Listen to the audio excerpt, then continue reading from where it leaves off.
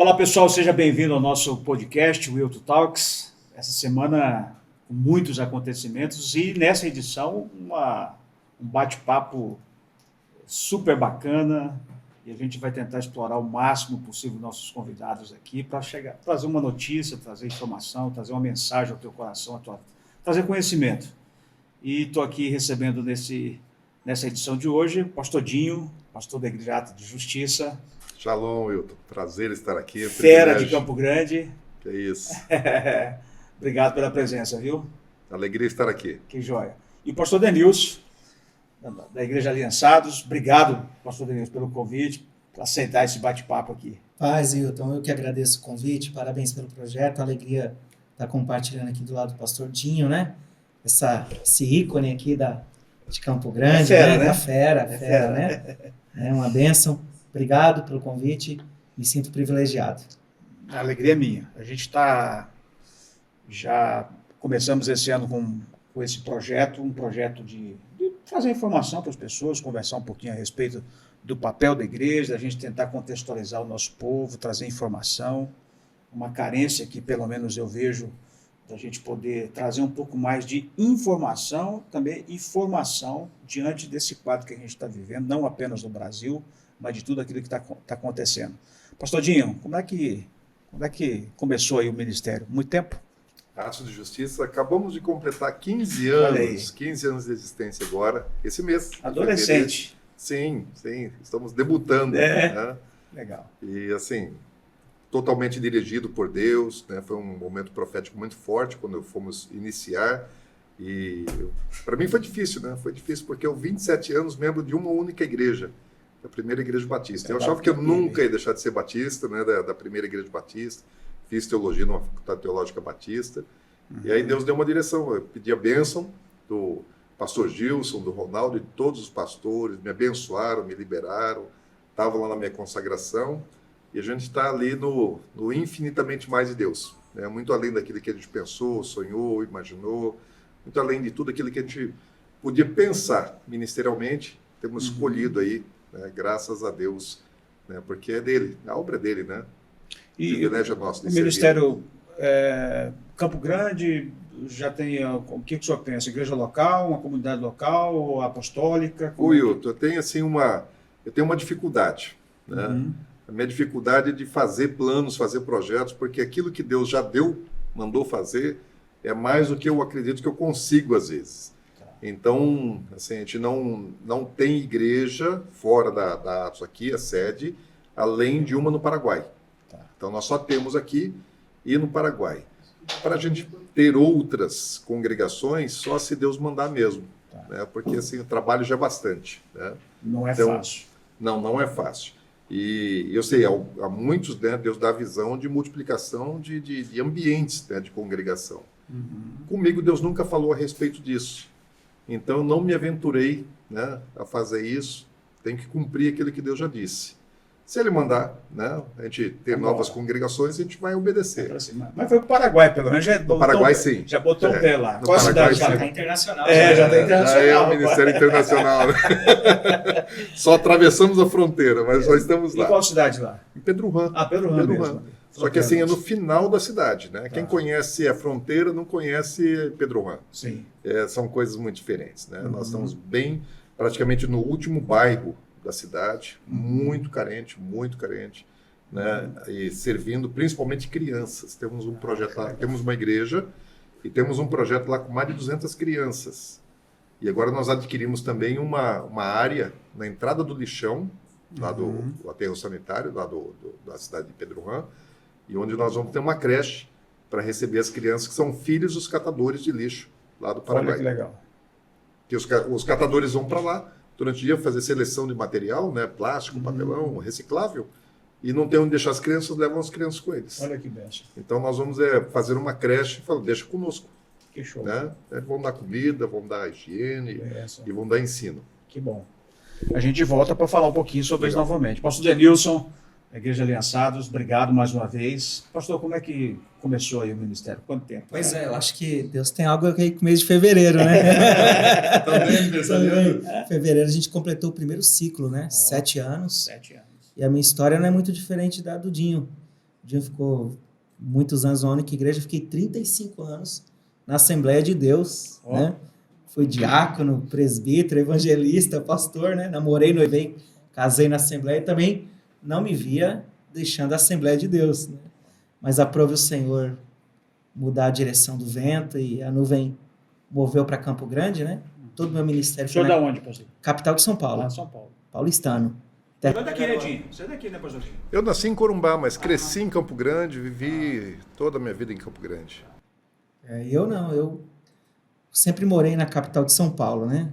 Bem urbano, mas aí Deus me tirou da Assembleia de Deus e me trouxe para cá para começar uma obra do zero e fechei o primeiro ciclo, né? De 7 anos. Começou aqui. Começou aqui. O seu ministério começou em Campo Começou Grande. aqui na Vila Bandeirantes, a igreja da segunda-feira, Olha aí. como era conhecida, né? Legal.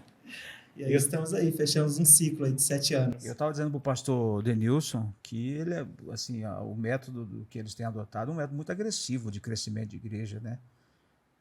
O crescimento é espetacular. Como é que está aí ministerialmente, pastor, a expansão do ministério?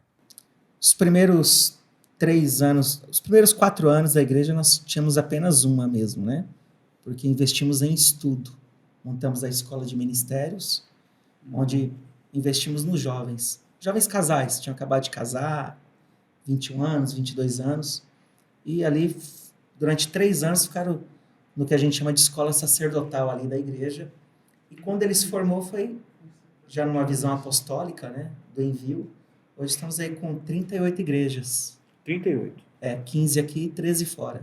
13 fora do estado. Exatamente. Legal. Não, 15 não, 23 fora, né? 23 fora. Dá 38 no total. Forte, né? Valente. Valente. Valente, rapaz. Não sei como é que aguenta. Não aguenta, é novo, ué. Começou? Tem que ter fôlego, hein? A gente terceiriza os problemas, né? Não. Deus, é contigo. Mas eu queria começar a gente bater um papo aqui, na visão de vocês. Eu os convidei por algumas razões. Né? Primeiro porque a gente tem uma experiência fantástica na questão de Covid e pós-Covid. Eu acho que vocês têm uma semelhança muito forte com relação a isso. Ministerialmente, entrando numa área que eu acredito que seja uma área que é uma carência também do país, que é essa questão educacional, e vocês estão tendo experiência em Campo Grande, que eu acho que é interessante a gente compartilhar. E depois eu não conheço profundamente a visão do pastor Denilson, mas sim um pouquinho do pastor Dinho, e a gente vai falar um pouquinho sobre esse tempo. Daí eu queria começar por esse tempo aqui. Jesus está voltando, né? Nós temos sinal da volta de Jesus. Como é que vocês estão encarando isso, pastor Dinho? Uau.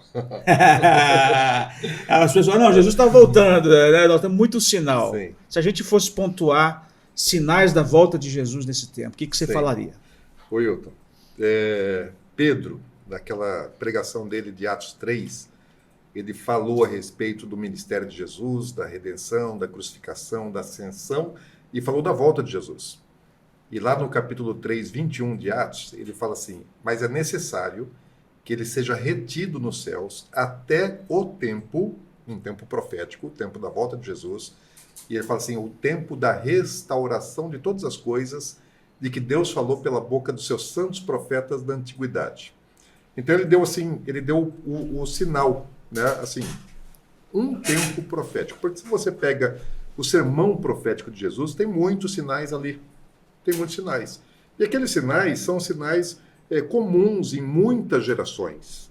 Né? Falar sobre doença, falar sobre terremotos, falar sobre essas coisas, sim, isso é uma coisa que sempre aconteceu. Né? Guerra, rumor de guerra. Então são sinais, são evidências. São sombras, né? Porém, aquilo que Pedro fala, ele fala de um tempo de restauração anunciado pelos profetas. O que eu fiz? Eu fui estudar os profetas. O que esses profetas que Pedro está mencionando dizem sobre restauração. E eles falaram da restauração de Israel. Porque os profetas, eles anunciaram, né, um juízo de Deus contra Israel por terem quebrado a aliança, por terem desobedecido os mandamentos, e aí uma punição, um castigo. E isso aí bastante extenso, ao ponto de falar assim: vão ser espalhados por todo mundo, a terra vai ser desertificada, porém esse negócio não vai ser assim para sempre. Vai ter um tempo da restauração. Que Jesus fala sobre uma última geração. né? Aquele que veria assim, que veria todas as coisas acontecendo. Então tem uma geração, tem um tempo profético, e o grande sinal desse tempo profético é Israel. É a Constituição do Estado de Israel. Não somente a Constituição, mas é a restauração da nação como um todo. Quando fala assim, restaurar, é devolver o original. Não é uma reforma, não é algo novo. É retornar à origem. E o que é que está sendo restaurado em Israel? O tempo da aliança. Porque Israel começa com uma aliança. Um Deus, um homem e sua descendência e uma terra. São 3 partes que se unem para cumprir um propósito. E essa aliança de 3 partes, né, ela se rompeu. Se rompeu por causa do pecado do povo, da idolatria. Então perdeu a função e a terra foi abandonada, né, o povo foi espalhado, virou deserto. E o que está acontecendo agora? Está havendo uma restauração do povo, está havendo uma restauração da terra que emana leite e mel, e a última de todas as restaurações é a restauração espiritual que está anunciada também pelos profetas, não somente do Antigo Testamento, mas está anunciada no Novo Testamento também, a restauração espiritual de Israel. E isso é real. Existem mais de 200 versículos bíblicos que falam a respeito da restauração de Israel, tanto do ponto de vista da restauração do povo, como a restauração da terra e a restauração espiritual. Isso está acontecendo agora. Então, a gente está vendo isso, né? Somos testemunhas oculares. Nós estamos presenciando isso. Eu vou com uma certa regularidade a Israel, e o que eu tenho feito? Eu tenho gravado, né, documentários a respeito dessa restauração. Então, o que os profetas falaram? Eles falaram que o deserto ia florescer. Então eu vou lá no deserto, e aonde ele floresceu? Eles vão plantar no deserto. Ou nas terras abrasivas do deserto iam existir lagos. Isso tudo é real, né? Absolutamente real. Está acontecendo agora. Então eu vou lá e testemunho isso, gravo, registro isso e coloco num canal do YouTube, que são documentos, né, em vídeos curtos, onde estão documentados, né, o cumprimento de dezenas e dezenas de profecias que, através de 1.900 anos praticamente, não aconteceu nada. Então passaram-se gerações, e as profecias não se cumpriram. E estão se cumprindo em cadeia agora. Que tempo é esse? É o tempo da restauração de todas as coisas, que prepara para a volta de Jesus. Então, temos que estar pronto. Eu tive batendo um papo com o Domício aqui esses dias e falava para ele, eu falei, Domício, tem alguma coisa aí mais evidente que a nossa geração está vendo? Exatamente, não usei a palavra restauração, mas é a criação do Estado de Israel. Eu morei um tempo em Brasília, quase 10 anos lá em Brasília, e geralmente a gente era convidado pela Embaixada de Israel para algumas atividades. Geralmente, quando recebia uma visita de algum rabino, eles mobilizavam e convidavam. E eu, por ocasião de uma dessas reuniões, a gente participou da visita de 2 rabinos que estavam visitando o Brasil, e a embaixada chamou a liderança para poder ouvi-los. Um deles, ele era responsável por uma fundação que estava encarregado de mandar os judeus pobres para Israel. Então, tem uma palavra, um direcionamento de que todos precisam visitar a sua terra, e eles têm essa responsabilidade. Então ele fica no mundo inteiro fazendo pesquisa, tem muito recurso, e leva os judeus pobres pelo menos uma vez para Israel. A outra fundação, eu não me recordo do nome do rabino agora, mas ele era o responsável pela busca dos descendentes das tribos de Israel. E ele estava ali comemorando a descoberta dos descendentes da 4ª tribo. Isso faz uns 7, 8 anos. Acho que agora já tem mais. Mas eles estavam comemorando que eles conseguiram localizar os descendentes da tribo de Dan. Um vilarejo lá da África, alguma coisa assim. E eles estão atrás disso. Você vê. Então, um pouquinho em cima daquilo que você está falando, né? Essa restauração também inclui, ou seja, eles reconheceram os descendentes das 12 tribos lá. Sim. Isso é bíblico, né? Claro. Não tem como você fugir disso. As 12 serão restauradas, né? Pois é. Existem dezenas de profecias que falam sobre isso. Sim. Vai cumprir. Não tem como. Tudo que está profetizado vai cumprir. E eles estão acelerados. Literalmente. Sim. Eles estão acelerados nisso, hein? E, pastor, o templo vai ser reconstruído e todas essas coisas vão acontecer. E a nossa geração está vendo isso, né? Nós somos a geração testemunhas oculares do tempo profético que prepara para a volta de Jesus. Não tem dúvida disso. Você também vê assim, pastor Deus? Uau, né? Que aula, né? Tô falando que é um privilégio, não. Né? Mas, assim, eu também vejo as evidências, né? Um dos pedidos que eu faço a Deus quando eu estou orando, e já orei muito por isso, é de poder discernir os tempos. Eu entendo que quando a gente consegue discernir os tempos, Dinho, a gente fica muito atrelado e alinhado ao que Deus quer para aquele tempo, né? E, claro, seria qualquer fala aqui, seria uma heresia se a gente determinar o dia, né? Mas nada impede nós sentirmos, né? E eu sinto que não só os dias estão abreviados, né? Não só os dias estão abreviados, mas quando a gente fala de aliança, né? E o contexto amplo da aliança, eu não tinha visto pelo lado da restauração, mas vendo o Dinho falar aqui, ouvindo a minha concordância plena.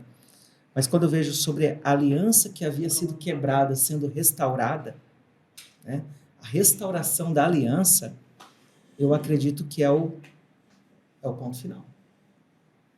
Né? E essa aliança, eu acredito que já está em fase final de restauração. Ou seja, precisamos estar preparados. O conflito ou o embate ou a guerra em Megido é real. Essa batalha, essa guerra vai existir. Sim. Literalmente. Sim. Ou apenas uma alegoria, ou você acredita que vai haver um confronto de uma guerra mesmo, os países vão se encontrar ali na região e vão travar uma guerra. Sim. Porque a região de Megido é uma região pequena, se você comparar para suportar hoje, vamos imaginar os exércitos que... Né, é uma região insignificante, vamos dizer, no ponto de vista territorial. Você acha que ela é real vai chegar a esse ponto de um confronto? Não só por causa do texto de Apocalipse 16, e que depois se complementa em 19, mas os profetas, né, do Antigo Testamento, eles falam a respeito disso. E Zacarias é um profeta muito messiânico. Ele fala que Deus ia levantar as nações para pelejar contra Jerusalém. E ali, quando você tem Apocalipse, fala que essa concentração vai ser no vale de Jezreel, né, que é Megido, a guerra do Armagedon, né, porque Har é montanha, e Har Megido, né, Armagedon é ali naquela região do vale de Jezreel. E até um episódio que eu não chequei nos livros históricos, mas eu tive essa informação, de que quando Napoleão chegou, né, ali em Israel, ele entrou no vale de Jezreel, né, onde vai acontecer a última batalha. Ele começou a olhar para um lado e para o outro, e ele era um general muito experiente em batalha, em guerra. Ele dizia assim, vai caber.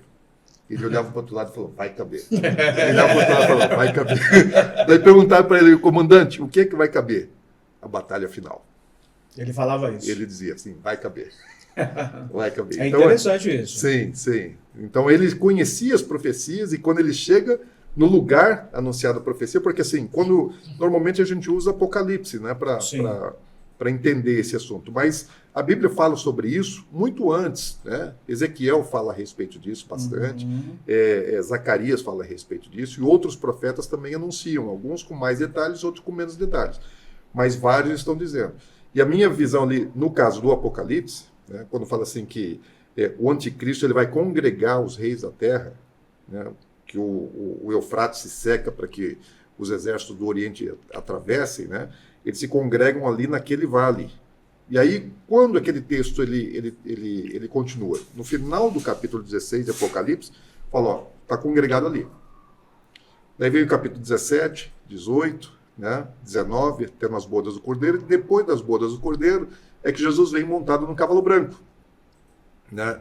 E o que está acontecendo naquele momento? Ele vem para pelejar contra os exércitos inimigos que estão congregados ali no Vale de Jezreel. Não é somente ali, né? Com certeza não é somente ali.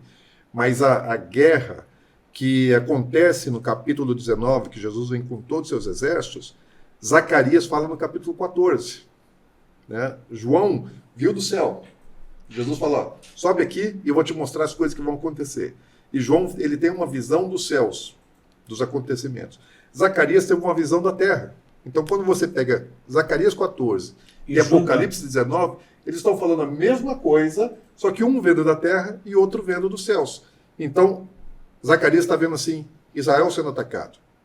Lá em Apocalipse não está falando no capítulo 19 que é Israel que está sendo atacado, mas no capítulo 16, né, a congregação dos exércitos está no Vale de Jezreel, né, Vale do Armagedon, da última batalha. Então, essa guerra é uma guerra real, vai acontecer. Mas a gente pode pensar assim, mas como é que hoje não precisa haver uma concentração massiva de um exército num lugar, num vale? Sim. Isso é um tipo de guerra antiga, né? Não é um tipo de guerra moderna. Sim. E isso tem a ver já com um dos assuntos que você falou que a gente ia conversar aqui, né, da experiência de Covid. Porque discernir o tempo, como falou, né, o apóstolo Denilson, entender os tempos. Quando eu contraí Covid, eu estava em jejum de Daniel, não só eu, mas a igreja estava em jejum de Daniel, com o propósito que Daniel fez um jejum de 21 dias, para discernir os tempos e entender as coisas proféticas, as revelações dos últimos dias. E durante aquele jejum, Deus precisou me levar, né, para a UTI, me apagar para falar comigo. Oh. E aí ele me mostrou algumas coisas, né, mostrou várias coisas, tive muitas experiências, algumas no corpo e algumas fora do corpo. E dentre as experiências que eu tive fora do corpo, tive 6 janelas proféticas, né, e outras experiências também, mas numa das janelas proféticas, foi na 5ª janela, porque foram 3 da esquerda para a direita, depois ele desce e começa mais 3 da direita para a esquerda. Né? Da esquerda para a direita, como nós escrevemos. E essas foram genéricas, gerais. Da esquerda para a direita? 3. E eram num plano superior. Coisas genéricas. Daí, quando ele vai falar de Israel, ele começa a falar da direita para a esquerda, como eles escrevem. E num plano mais baixo. Né? Na 4ª, ele me fala sobre Israel sendo o relógio profético. Na 5ª janela profética, ele me fala assim, vou te mostrar o último evento, né, que acontece antes da volta de Jesus. Nisso, eu já não estava mais na terra, eu estou vendo do céu. Estou tendo uma visão a partir do céu do que está acontecendo na terra.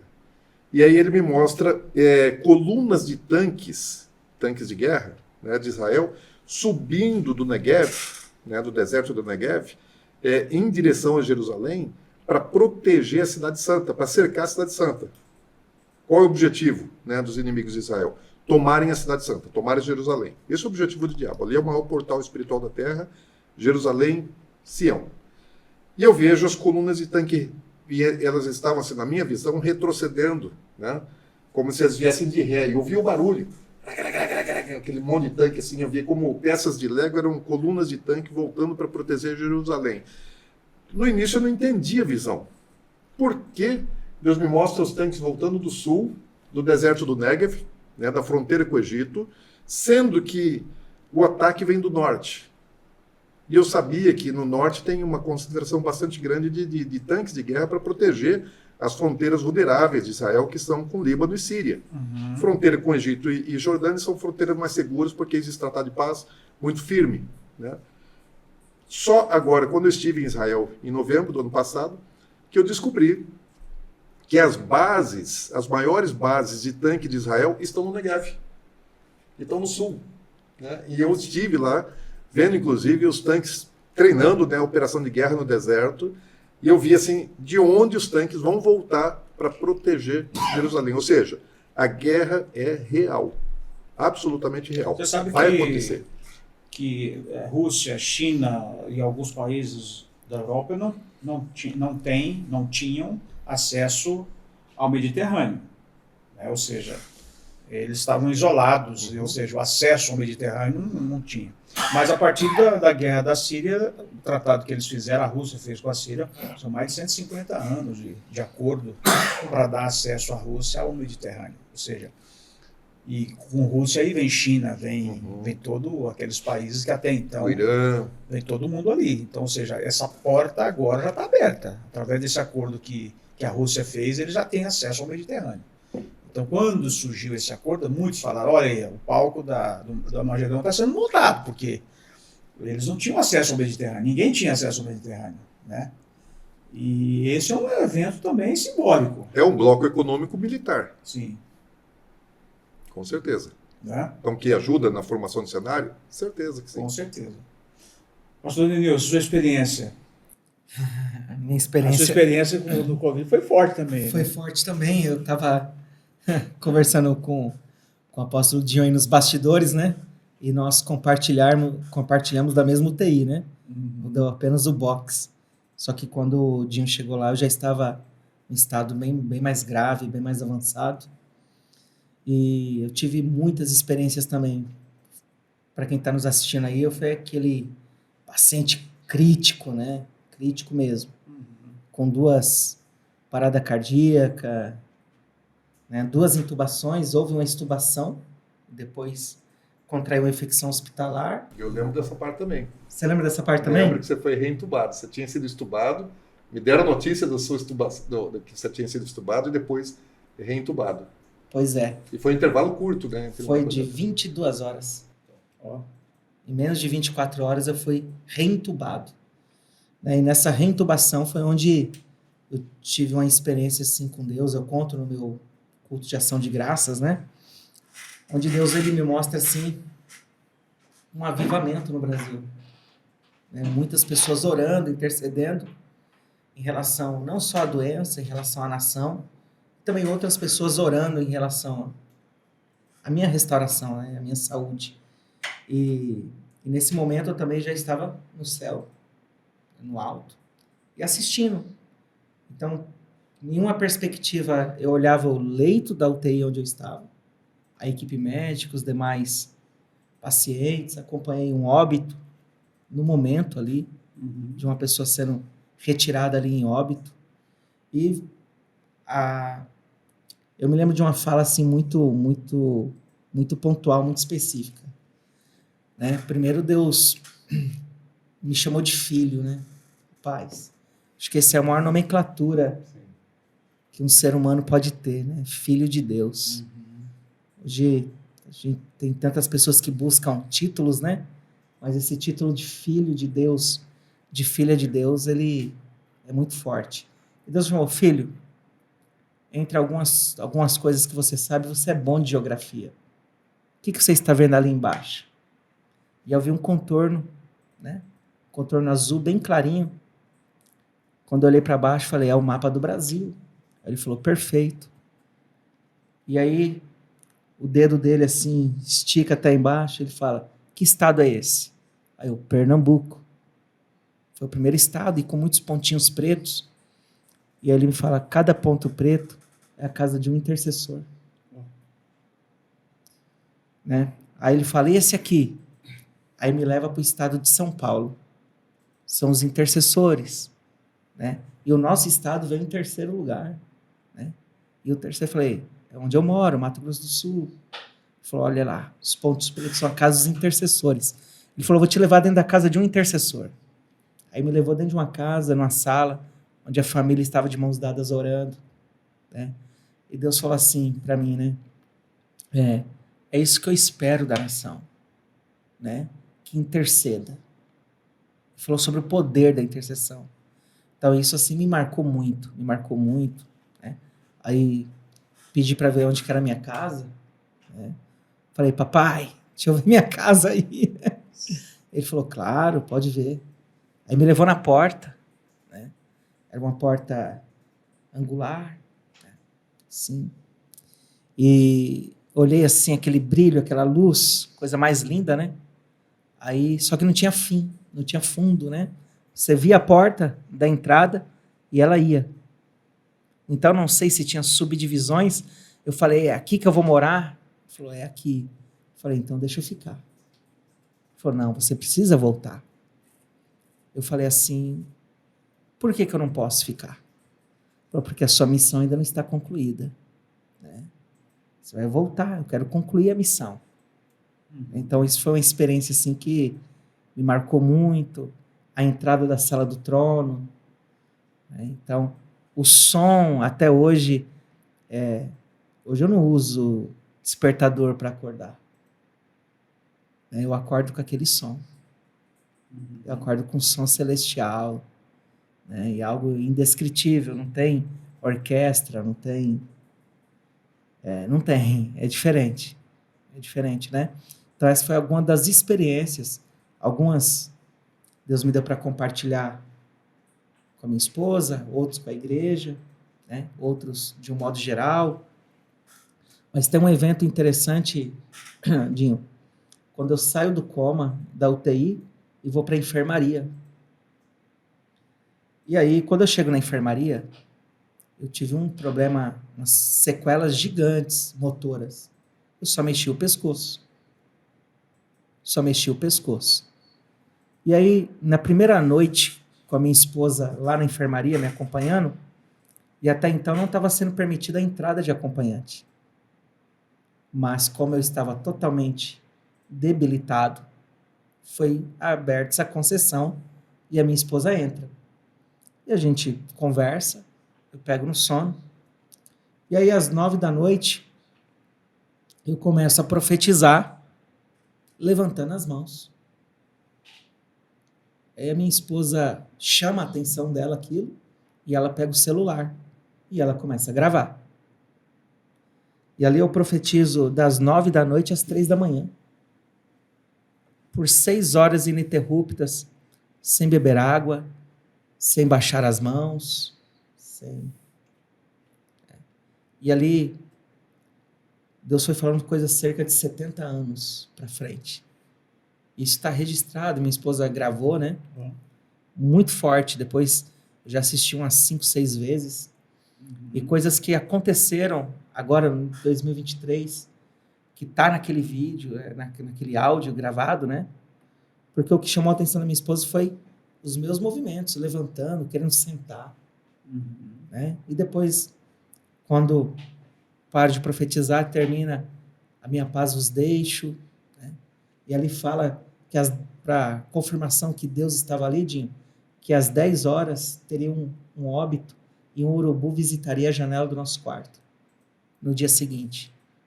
Né? Então, às 10 horas da manhã, aquela correria, um óbito e a revoada de urubus ali. E a minha esposa filma o urubu na janela. Foi algo assim extraordinário essa experiência também. Né? Então, Marcante. Marcante. E o que muda? A gente falando um pouquinho sobre... ouvindo um pouquinho, né, sobre essas experiências, eu fiquei mais ou menos no mesmo período que você. Fiquei 30 dias no hospital, 22 na UTI. Você chegou aí para UTI também? Fui, mas não fui entubado. Graças a Deus. Não cheguei a ser entubado, mas fiquei 22 dias também. Mas a gente falando um pouquinho sobre esse momento, dessas experiências, a gente está vivendo no Brasil agora algumas experiências, né? A gente estava comentando sobre o avivamento, ou pelo menos o período de oração que está acontecendo numa universidade. Eu estava comentando, por que isso não está acontecendo no ambiente de uma igreja formal? E aí, em cima disso, a igreja evangélica brasileira, ela realmente está preparada para esse tempo, na visão de vocês? A igreja está cumprindo o seu papel? A igreja está conseguindo comunicar, está conseguindo levar essa mensagem efetiva? Como é que vocês estão vendo isso? Porque a gente tem muita informação, né? Talvez é uma pergunta muito genérica, mas... É uma pergunta bem aberta, né? Mas assim, tem uma linha tênue, né, entre o propósito da igreja. Eu acredito que a igreja brasileira tem tudo para ser o portal de avivamento para o mundo. Mas a diferença está na interpretação da causa e das coisas. Não posso generalizar. Não vou falar aqui de forma genérica, mas a igreja em si ainda não entendeu o propósito dela. Por que esse avivamento, Deus escolheu lá Asbury, né? Não sei se é assim que pronuncia, Dinho. É Asbury? É por aí. É por aí. É por aí, né? É por aí. Mas lá você vê que, primeiro ponto, não está firmado em uma pessoa. Sim. Hoje, as igrejas brasileiras, elas têm uma tendência, parece que se não tiver algo ou alguém a se apegar, Dependência, né? uma dependência de uma figura, de um homem, né, As coisas não acontecem. as coisas não acontecem. Né? Ou não tem o grau de espiritualidade, talvez, né? Exatamente. Então lá não está firmado em ninguém. Segundo, hoje, o que faz uma pessoa hoje, por exemplo, migrar de religião, né, sair de seja lá qual for, catolicismo, espiritismo, para a igreja evangélica? Provavelmente, ou as mazelas sociais que aquela pessoa tem vivido, as dores dela, ou porque alguém o evangelizou, mas às vezes até a forma de evangelizar, está voltada em coisas e não na causa. Uhum. Então a pessoa já vai ali na igreja, né, e ela se rende primeiro àquilo que a igreja pode oferecer, muitas vezes não sabe que já foi oferecido, né? Que foi Jesus. E ela vai ali por coisas. Só que o problema, Hilton, não está em você ir por coisas, até porque Deus não leva em conta, Dinho, o tempo da ignorância. Você é leiga, está chegando ali. Mas o problema é que permanecer nisso. E aí você vê pessoas 15 anos firmadas em coisas e não na causa. Então, sem generalizar, a igreja ainda não entendeu o seu propósito. A igreja brasileira, né? Sem generalizar. Existem muitas exceções e cabe a nós, líderes, trazer luz sobre esse assunto para as pessoas que Deus confiou em nossas mãos.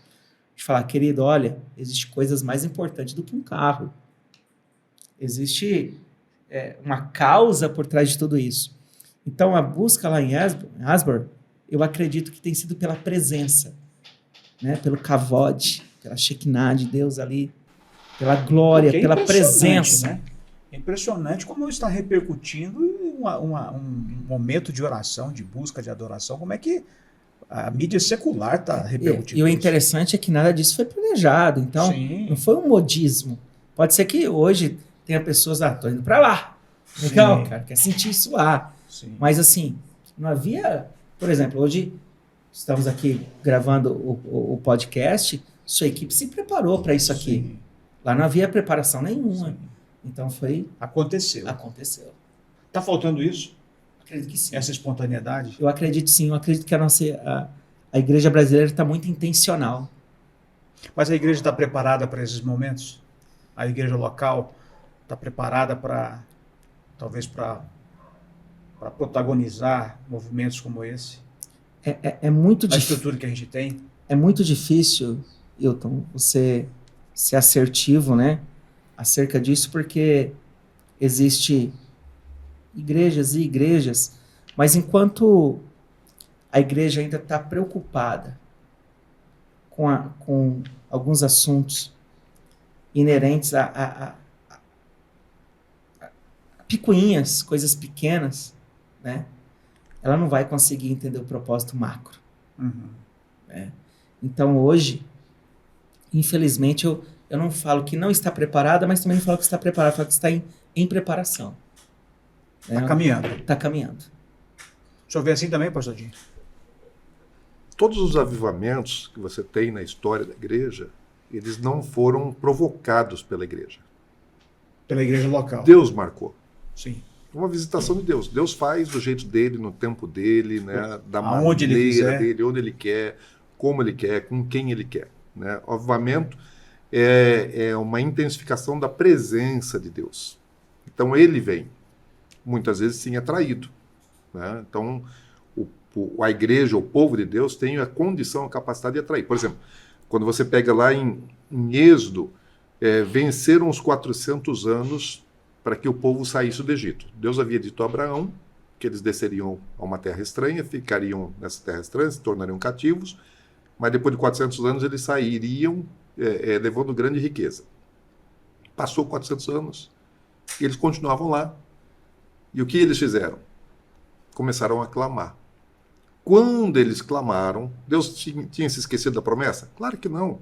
Mas Deus estava aguardando uma atitude do povo. Qual atitude? O povo clamou.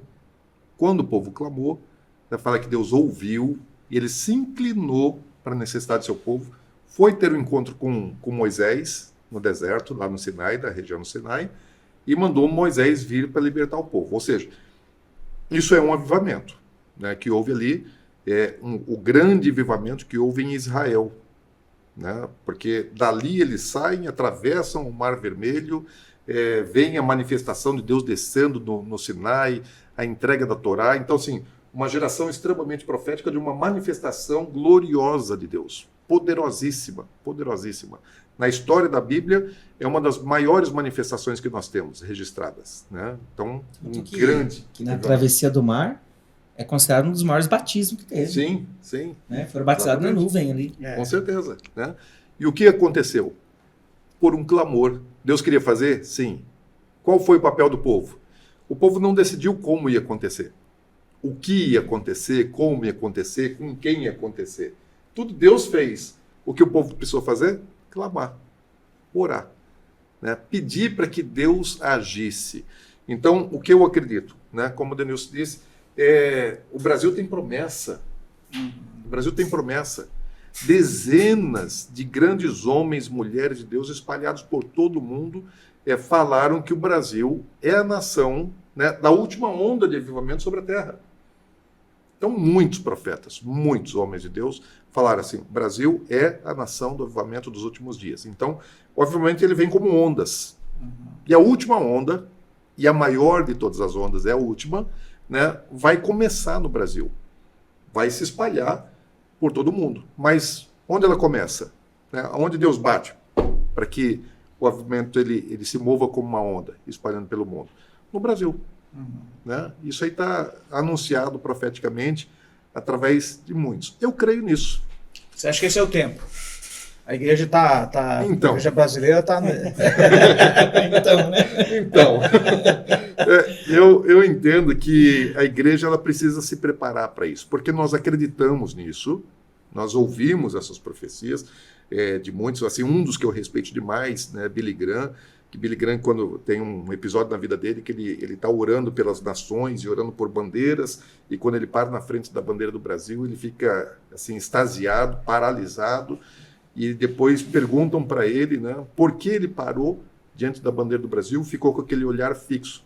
Ele falou: eu fui levado em espírito, né, e o Senhor me disse que o grande avivamento, né, virá dessa nação. Então, outros profetas disseram assim como as cataratas do Iguaçu têm 12 vezes mais volume do que as águas do Niágara, o avivamento no Brasil vai ser 12 vezes maior do que aconteceu lá. Então, e muitas outras profecias de homens espalhados por todos os lados anunciaram: o Brasil é um país que Deus escolheu. Por que Deus escolheu? Gente, se eu fosse Deus, não escolheria o Brasil. Olhando, nós acabamos de sair agora do período de carnaval. É porque é uma contradição às vezes, né? Então, qual é o papel da igreja diante disso? A igreja ela precisa crer nas profecias e ela precisa se posicionar. Enquanto o povo lá no Egito não se posicionou para o cumprimento da profecia, ela não se cumpriu. E qual a posição? Clamar, buscar a Deus. Então, o grande papel da igreja é buscar a Deus. Porque um avivamento é a manifestação, é a intensificação da presença da glória de Deus. E nós precisamos fazer isso. E se atrasaram 30 anos, né? 30 anos, né? Perderam 30 anos, porque era para sair com 400 e saíram com 430. Por quê? Porque não se posicionaram. Porque ficaram de braços cruzados esperando que Deus fizesse. E Deus vai fazer a parte dele. Mas existe uma parte pequena que Deus nos comissiona. E se nós não fizermos a nossa pequena parte, Deus aguarda para poder fazer a parte dele ainda. Então eu creio, Deus vai fazer no Brasil? Vai. A igreja está preparada?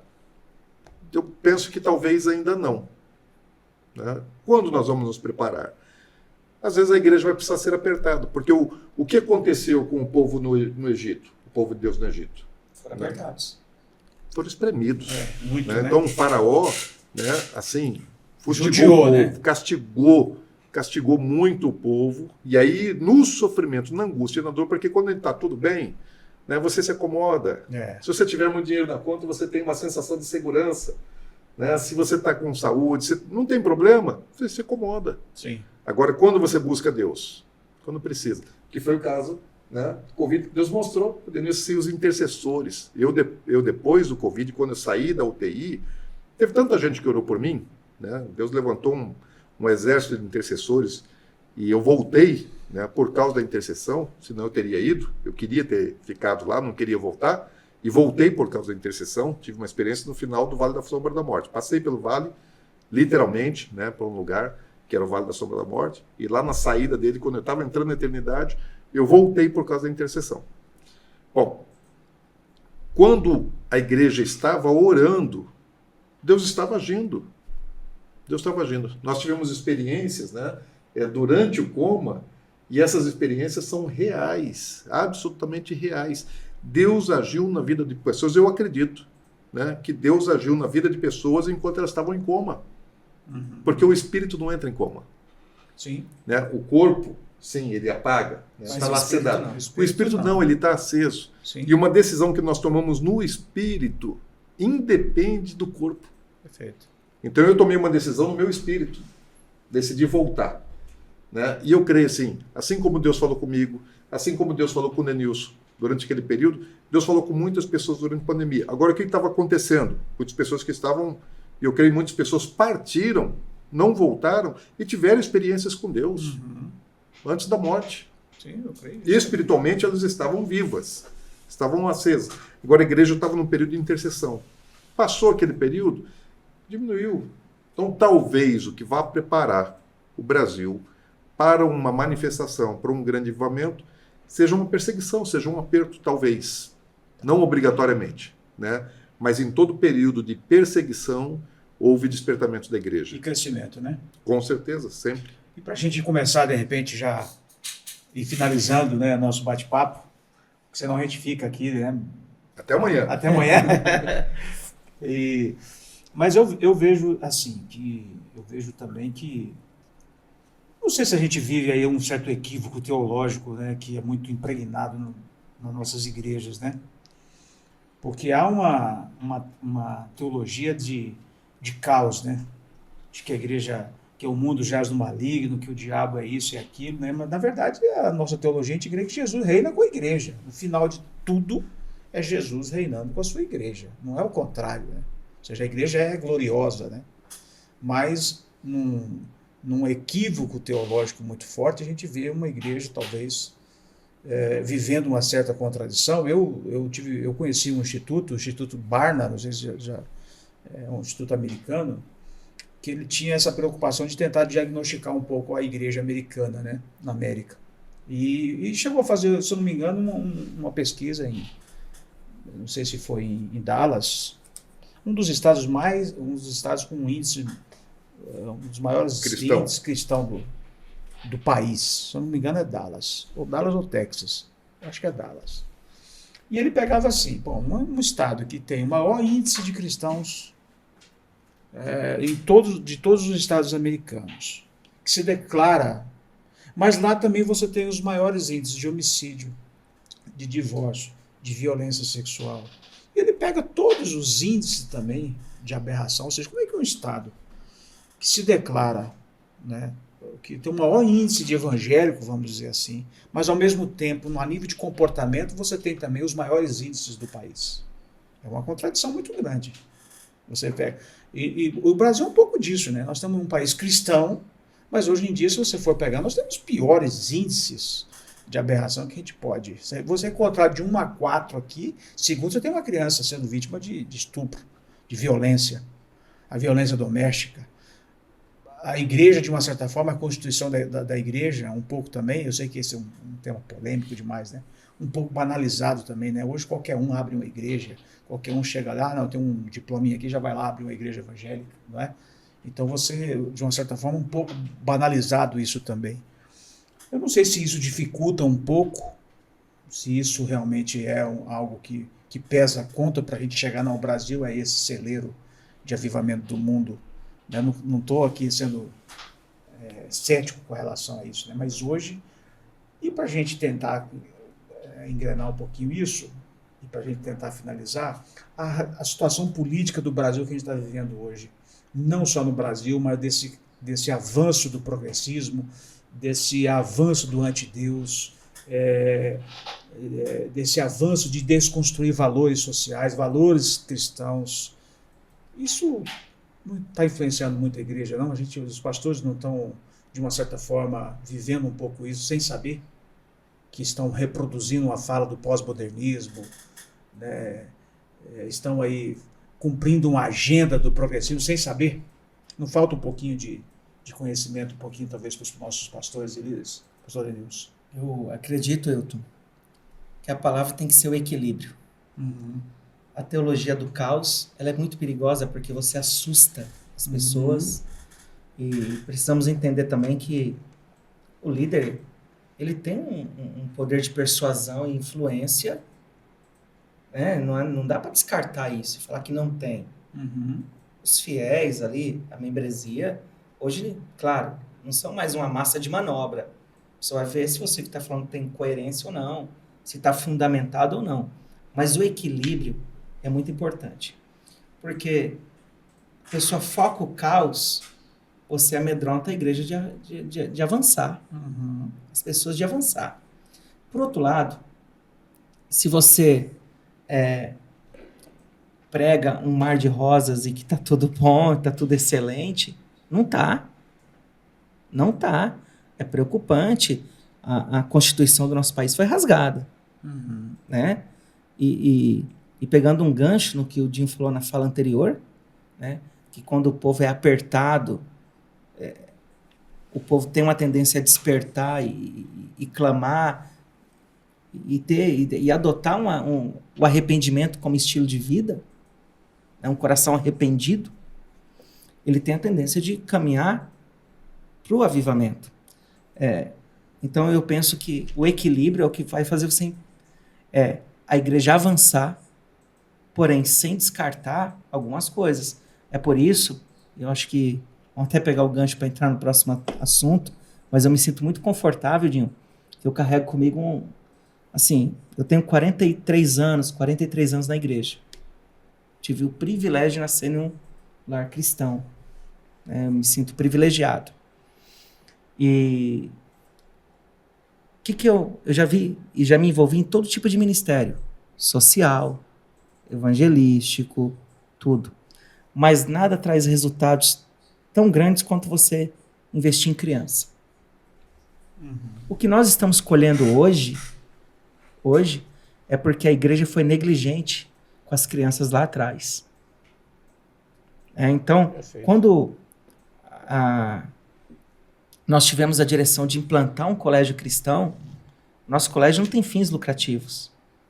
Né? Ele não é filantrópico. Tem uma mensalidade onde o valor é para custear o projeto. Né? Mas ele não tem interesses econômicos, nem financeiros, nem comerciais.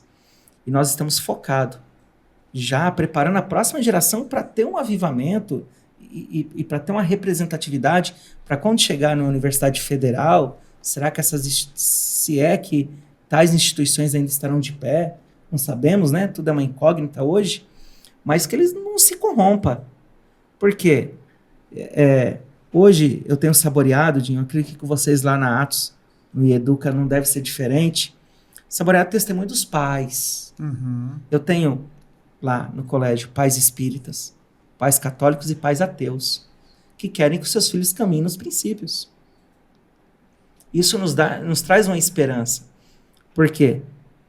É mais fácil você construir uma criança forte do que consertar um adulto quebrado. Do que tentar restaurar um adolescente quebrado.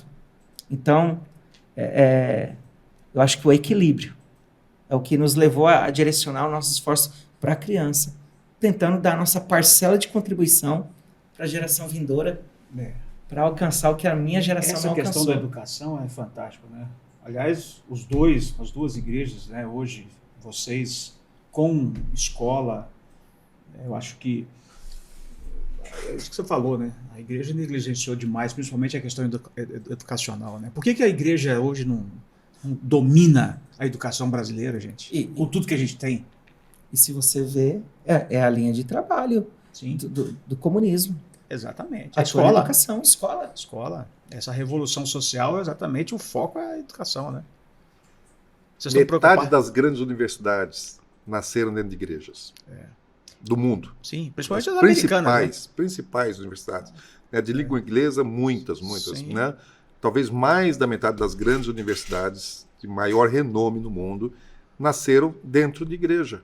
Né? Então, como assim? Começamos também, né? Na mesma época, o desafio de ter colégio, né, de princípios, de valores. E eu concordo aqui com o Denilson, a gente tem muitos projetos. Né? Como ministério, nós não somos uma igreja. Eu falo assim, nós somos um ministério como uma árvore. A igreja é o tronco, mas os galhos eles se espalham para muitas atividades. Então temos muitos projetos sociais, temos um casalar de meninos aqui, temos um casalar de meninos no Paraguai, então trabalho com um morador de rua, com um dependente químico, com famílias carentes, com bairros de famílias carentes, né?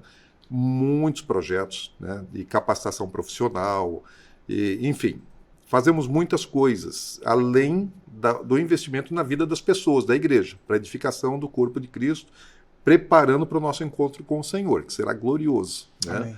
Eu creio nisso, nessa igreja gloriosa. Ainda que parte da igreja apóstata, né? Porque as profecias falam sobre as duas coisas. Uma parte da igreja ela vai ser vencedora, é gloriosa. Mas, infelizmente, parte da igreja ela é apóstata. Né? Todas as profecias que falam sobre a igreja nos últimos dias vão falar sobre esses dois extremos. Não tem como fugir disso. Não tem. Existem os dois lados. Né? Agora, de tudo aquilo que a gente faz, nós estamos sempre semeando. Quando você está pregando, quando você está ensinando, quando você faz um seminário, um evento, né, um podcast, nós estamos semeando. E essa semente ela vai cair em vários tipos de solos, de terrenos. Né? Alguns vão dar fruto, outros não dão fruto. Né? Tem alguns solos que não dão fruto.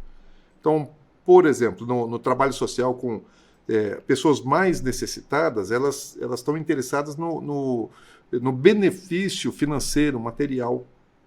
E nem sempre elas entendem que a maior necessidade delas é espiritual. E nós damos as duas coisas. Nós damos o espiritual e nós damos o material. Só que elas recebem bem o material e não se interessam pelo espiritual. Ou seja, acabam não dando fruto de arrependimento, de conversão, de salvação, de vida eterna. Estamos investindo. Não vamos deixar de semear. Porque uma vida que você ganha, né, valeu por todo o investimento que você fez. Perfeito. A igreja dá muito mais fruto do que trabalho social. Investir em vidas, em famílias, na igreja dá muito mais fruto. Agora, o terreno que dá 100 por 1 é criança. Perfeito. Esse é o terreno que dá 100 por 1. Não, e você Porque tem, só fazer um parênteses, você tem um exemplo claro disso, de uma criança, de um jovem que vai para uma universidade, que não tem um berço, não tem uma estrutura, não tem uma formação, você bota esse jovem na faculdade, ele sai da igreja. Sim. Porque não tem nenhuma base ali. Sim. Não, e às vezes até aqueles que tiveram uma base. A influência acadêmica, né, Muito pesada. é muito forte, porque, voltando para o caso da criança antes do universitário, a criança ela é uma caixinha vazia, é uma esponja, né, e ela vai para o colégio e ela vai 5 vezes por semana, vai de segunda a sexta, passa lá 5, 6 horas por dia, né, então passa quase 30 horas da semana dela lá num colégio para aprender. Então ela vai com a disposição, ela sabe, estou indo aqui no colégio para aprender. Tudo aquilo que você semear na vida dessa criança vai dar fruto.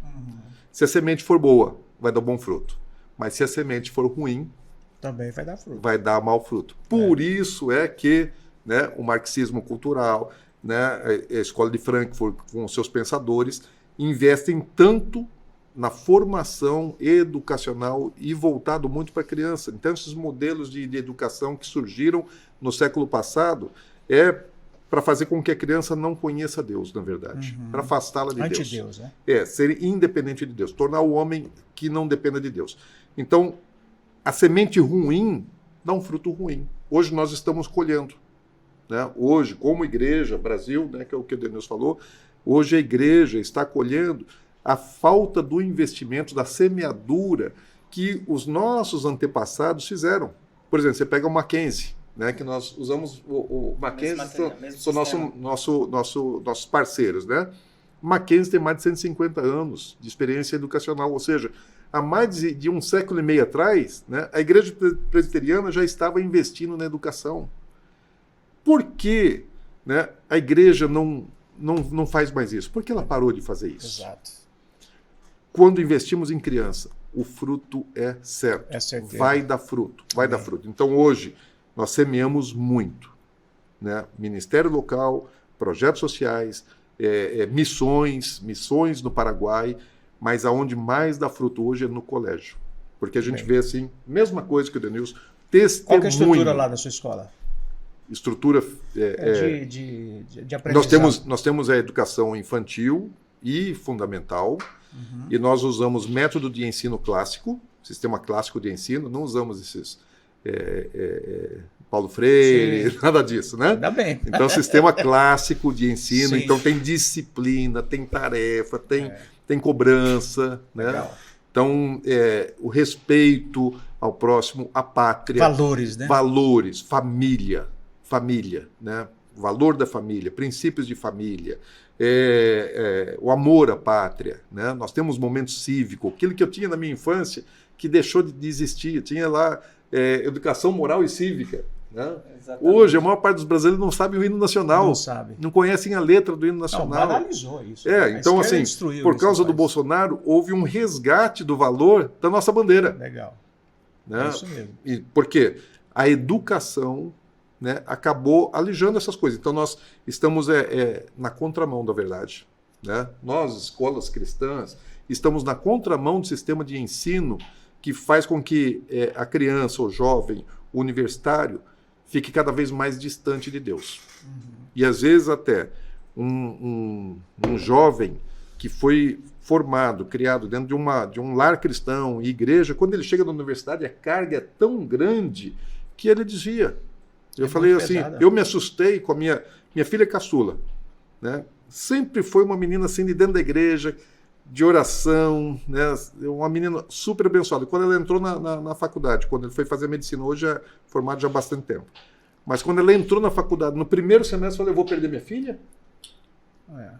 Porque eu falei, ela tinha estrutura, ela tinha base, mas chegou assim, é muito, muito pesado. Eu fiquei com medo de perder. Muita pressão. Então, assim, logo recuperou, porque ela tinha fundamento. Sim. Se ela não tivesse fundamento, se ela não tivesse base, tinha se perdido. Eu tenho uma amiga, né, pastora, que ela foi fazer a faculdade e se perdeu na faculdade. Pastora. E ela falou assim, não. Ela apostatou. Olha aí. Então, você imagina uma criança.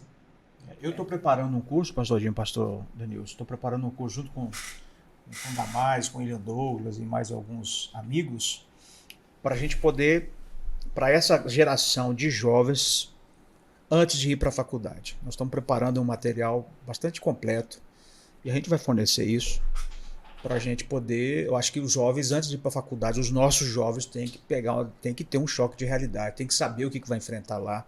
Alguma coisa básica. Vamos ver se a gente termina aí já nesse semestre, porque é gritante, viu? Sim. É uma coisa assim, realmente difícil de encarar. Essa pressão que esses jovens estão passando por esses dias. Né? Wilton, você é um influenciador de lideranças e pastores. Deixa eu fazer um apelo aqui, né, para líderes e pastores, né, que nós estamos aqui na mesma linha, enfrentando o mesmo tipo de luta, de batalha e vendo os resultados, o fruto. O testemunho dos pais, assim, é uma coisa que não tem preço. Não tem preço. Né? Você ouvir os pais dizendo assim, olha, meu filho veio para cá, ele era um. Em tantos dias, né, meses, semanas, meu filho é outro. O que vocês estão fazendo? Filho de pastor. Pastores que assim falam, o que vocês estão fazendo? Meu filho é ensinado desde pequeno, mas aí chega na escola, falei, meu filho mudou. Por quê? Por causa do tempo. 5 dias na semana, né? Quase 30 horas de influência. Nós estamos ali ensinando as disciplinas regulares, a matemática, o português, o inglês, a história, a geografia. Nós ensinamos tudo isso, mas dentro de um ambiente, de um contexto cristão. Então a criança ali ela não sofre bullying por ser cristã. Aliás, ali é o ambiente cristão. Então, qual o apelo? Nós, igreja, precisamos voltar a investir na educação. Precisamos investir. E você começa pela educação infantil. Não tem como você começar lá no ambiente universitário se você não investir primeiro no infantil. E dá fruto. Dá muito fruto. Dá trabalho? Dá. Com certeza. É difícil? Muito difícil, né, Daniel? O nível de batalha é gigante, né? E eu, ainda em concordância com o Dinho, ainda me coloco à disposição. Os pastores que quiserem iniciar esse projeto, onde eu tomei cabeçada, onde eu me furei, você vai evitar esses tropeços, Aliás, o né? pastor Lucas acho que pegou uma giga lá contigo. Pegou, pra abrir, né? passei Também. as coordenadas para ajudar, né? Sim. Porque também, o que eu falei para outros pastores amigos meus que estão investindo, eu tenho sido o grande incentivador, né? Mas eu falo assim, mas por favor, não envergonhe o nome de Jesus. Sim. É. Não faça algo que leve o nome cristão, porém que perca a qualidade de ensino. Perfeito. Então, por exemplo, houve uma preocupação, tanto nossa quanto da Atos, em ter um sistema de ensino bom, um programa Uma boa bilíngue, estrutura. né? Uma robótica. Você não pode perder e deixar a desejar para os colégios seculares, porque senão vira um culto, Isso. Exatamente. vira uma escolinha bíblica. E a Sim. ideia não é essa. É um processo de formação. É um mesmo, processo né? de formação. Sim. Para o cara sair dali apto a concorrer com qualquer outro que saiu. Então, investir no time, né? No time, professores qualificados. Você, né? Não é só o cara ser cristão.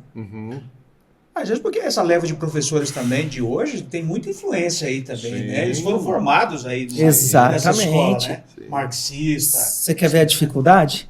Nós agora iniciamos esse ano, lá, Dinho, com o 7º ano. Né? A gente está Nós abrindo. estamos iguais, né? Estamos abrindo o ano. Querido, você recrutar um professor de filosofia, Nesse tempo? você recrutar um professor de história, Perfeito. Sim. Show. é um desafio. Tem que descontaminar. Sim. Então, na nossa capacitação de professores, na capacitação pedagógica, então, todo início de semestre, nós temos um período extenso de capacitação pedagógica. E na capacitação pedagógica, você tem que trazer descontaminação da influência do pensamento, né? Legal. Especialmente marxista. Tem que tirar, porque vem... onde eles são formados, mesmo que seja cristão, numa faculdade, onde estudou pedagogia, onde teve influência, né, de um pensamento anticristão. E nós somos um colégio, né, nós somos escolas, né? confessionais, 100% confessionais. Né, então, que tem uma diferença, né, Dinho? Em você ter aspiração cristã Sim. e você ser confessional. Sim. Então nós temos muitas escolas com aspirações cristãs, mas posicionado como genuinamente confessional, tem uma distância. Tem uma distância. Tem uma distância. Tem. Até porque acho que falta muito, né? Assim, essa leva de educadores formado nos últimos anos, ela tem essa influência direta, né? Você trazer uma formação bíblica, cristã de fato, você tem aí uma certa dificuldade em encontrar quadros. Eu acredito que vocês estão... que é uma luta imensa aí, né? O quadro de Eu professores. estou estimulando as ovelhas lá da igreja a se formarem nessas áreas. Sim. Estou estimulando, né, queridos? De fato. Bom, nós vamos encerrar. Primeiro, agradecer imensamente vocês dois aqui por esse bate-papo. E antes dessa finalização, deixa uma mensagem aí, pastor Dinho, para essa geração nossa. Esse podcast aqui está viajando, nós vamos tentar... A nossa ideia aqui realmente é trabalhar um pouquinho essa formação e trazer esses pensamentos, esses debates todos, né? Então, eu queria que você deixasse uma mensagem aí para a nossa galera aí. Com certeza. Eu sou uma pessoa assim que eu tenho... A minha grande convicção de vida é eternidade. A eternidade é real. Né? Nós temos um corpo, nós temos um espírito e estamos caminhando, né, para a vida do homem celestial, né, em rumo ao novo homem. Jesus inaugurou, né, um novo estado, novo homem, o homem celestial, com a sua ressurreição, e um dia nós vamos passar pela ressurreição também, se não formos arrebatados antes. Então, sim, a eternidade é real. Nós teremos um encontro com Jesus. E é o meu grande desejo, eu vivo em razão de uma coisa. Um dia, eu vou estar diante daquele que morreu por mim. Amém. Que derramou o sangue dele. E eu quero poder olhar nos olhos de Jesus Eu quero poder ouvir Jesus dizer assim para mim: Dinho, você foi um servo bom e fiel. Amém. Sobre o pouco fosse fiel, sobre o muito te colocarei. Entra no gozo do teu Senhor. Então, sabendo que isso é real, que isso é verdadeiro, que um dia eu vou estar diante dele, e eu preciso ser aprovado não pelo mundo, não pelas pessoas, nem pela igreja, mas eu preciso ser aprovado por ele. Então, eu tomei uma decisão na minha vida: viver cada um dos meus dias por causa daquele dia que eu vou encontrar com Jesus. Então, minha mensagem é assim: viva cada um dos seus dias por causa daquele dia. Ele vai acontecer e está próximo. Amém. Meu apóstolo Denilson. Isso aí, prazer, obrigado. Eu que agradeço. Foi uma honra participar aqui. Sempre bom aprender com o Dinho aí, né? Vixe, Rapaz. escola. Estamos aprendendo junto aqui, né? Bênção demais. Obrigado, Hilton. Eu que agradeço. Deixa sua mensagem aí. Opa, com certeza. Quero deixar para você que está nos assistindo aí, esse podcast, que você possa definir, ter uma escala de prioridades em sua vida. E essa escala é Deus, família e as demais coisas. Não inverta isso. Não coloque a família acima de Deus e também não coloque outras coisas acima de Deus. E não coloque as demais coisas acima de família. Porque se você viver para Deus, Hilton, e tendo Deus como prioridade, e cuidar da sua família, com certeza Deus ele há de abençoar. Então, não descuide da escala de prioridades. E só voltando lá no Covid, né? Voltando lá no começo do podcast, depois que você passa por uma experiência de quase morte, tudo muda. Coisas que você não dava valor, hoje você passa a dar. E coisas que você dava muito valor, passa até a deixar de fazer sentido. Por exemplo, eu tenho uma live que vai ao ar de segunda a sexta, né? E essa live de devocional, eu teria estrutura para fazer em lugares, mas eu gosto de fazer no fundo da minha casa, ao som dos pássaros. E durante 40 anos da minha vida, eu nunca parei para ouvir os pássaros cantar. E depois do Covid, eles vêm me acordar. Olha. E eu amo ouvir as araras. Eu gosto de ir lá no colégio no final da tarde, passar em frente para ver as araras chegando ali. Então, a gente tem poucos verões, né? Então, a nossa escala de prioridade ela precisa ser revista e reavaliada todo dia. Muito bem. Bom, gente, estamos chegando ao final desse super bate-papo. Você pode compartilhar a live. Nós vamos soltar os cortes aí durante a semana. Semana que vem nós vamos ter novidade também, mais um bate-papo aqui. Mas quero convidar você para compartilhar, deixar o seu comentário e acompanhar em todas as redes sociais aqui do Hilton Talks. Obrigado, Pastor Dinho, obrigado, Apóstolo Denilson, pelo privilégio, por esse bate-papo muito edificante aqui. Deus abençoe você, um abraço, pessoal, até mais!